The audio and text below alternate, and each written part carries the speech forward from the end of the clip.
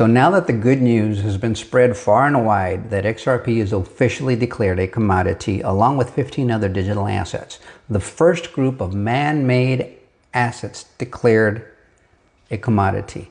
Everything else comes from the earth. So that is big news. But XRP is the biggest, what is it? The one with the bullseye on it? They're the biggest danger to the existing legacy system. So do you think it's a coincidence that SWIFT is making these kinds of announcements now? They knew this was coming. This isn't a surprise, but they're having to bend the knee.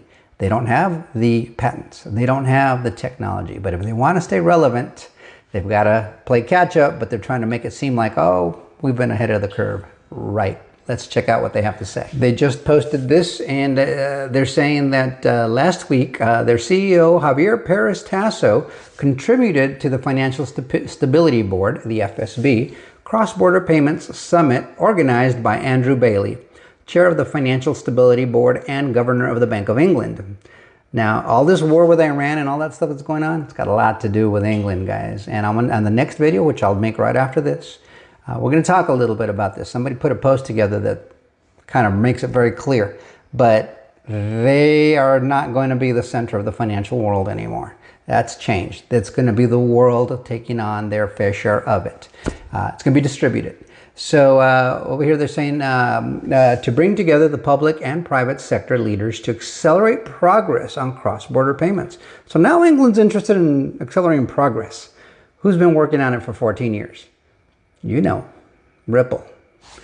So it goes on to say the summit marked the start of a new implementation phase under the G20 roadmap, with a clear emphasis on collective action, industry leadership, and closer public-private collaboration to make cross-border payments faster, cheaper, more transparent, and more accessible.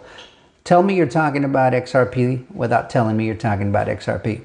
You're going to have to adopt the technology. And that's exactly what's going to happen. So now they're saying that SWIFT is driving global industry action to ensure end users have the best possible experience. Yeah, like they're so concerned about the end users, right? They've never been concerned about us. But now that there's a technology that can overtake them quite easily, oh, no, now they want to try to stay relevant. So here we go. So they want to make sure that we have the best possible experience, supposedly.